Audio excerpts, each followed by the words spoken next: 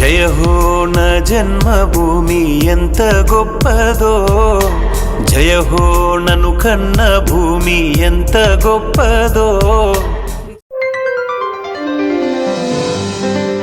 2023 elections ఒక 2 నెలల్లో ఉన్నాయి అనగానే కాంగ్రెస్ పార్టీకి ఒక హైప్ క్రియేట్ అయ్యింది. కారణం ఏంటంటే అక్కడ మేడిగడ్డలో ఆ పిల్లర్కి బీటలు రావడం, అదేవిధంగా ఇక్కడ బీజేపీ పార్టీ నుంచి బండి సంజయ్ని మార్చడం మీ కాంగ్రెస్ పార్టీకి అనుకూలించిందని చాలామంది మాట్లాడుతూ ఉన్నారు. కానీ మీరేమో కాంగ్రెస్ పార్టీకి ప్రజల్లో ఒక రకమైనటువంటి అభిప్రాయం ఉంది.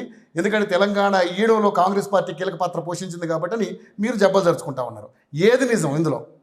100% పాలు కాంగ్రెస్ పార్టీ తెలంగాణ అన్ని విధాల వివక్షతకు గురైంది అనేది వాస్తవం. వాళ్ళు ఉద్యమకారులు కూడా నిజమైన ఉద్యమకారులు.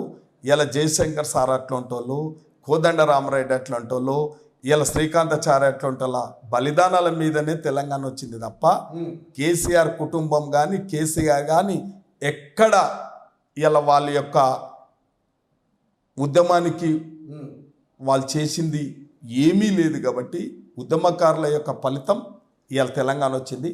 తెలంగాణ దగపడ్డది అనేది నిజం. ఇవాళ ఒక నియంత్రిత కుటుంబం ఇలా దాచుకున్నారు అనేది నిజం. ఆ రోజు ఎమ్మెల్యేలు ఒక్కొక్క ఎమ్మెల్యే పరిస్థితులు వాళ్ళ స్థితిగతులు చూస్తే ఇవాళ కోట్లకు పరిగెత్తినరు. ఇలా ఎకరాల కొద్ది భూములు కూడా సంపాదించుకున్నారు.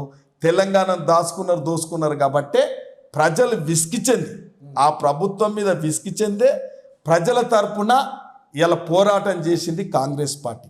అప్పుడు ఇప్పుడు ప్రజల పక్షాన ఉండేది, పేదల పక్షాన ఉండేది, బడుగు బలైన వర్గాల పక్షాన ఉండేది, రైతుల పక్షాన ఉండేది కాంగ్రెస్ పార్టీ. కాబట్టి దానికి సరియైన నాయకుడిని కూడా ఇలా తెలంగాణ రాష్ట్ర పిసిసి అధ్యక్షులుగా రేవంత్ రెడ్డి యొక్క కృషి ఫలితం, రేవంత్ రెడ్డి గారి యొక్క పోరాట ఫలితం, కాంగ్రెస్ పార్టీ కార్యకర్తల యొక్క పోరాట ఫలితం ఇవల్ల తెలంగాణ బీఆర్ఎస్ పార్టీని బొందబెట్టడం జరిగింది తప్ప ఇవాళ కాళేశ్వరం అదో ఇదో అయితే కాదు. వాళ్ళ యొక్క వైఫల్యాలను మేము ఎప్పటికప్పుడు ఎండగట్టినాం కాబట్టి ప్రజలు నమ్మింది కాబట్టి ప్రజల అధికారాన్ని ఇచ్చింది వాస్తవం.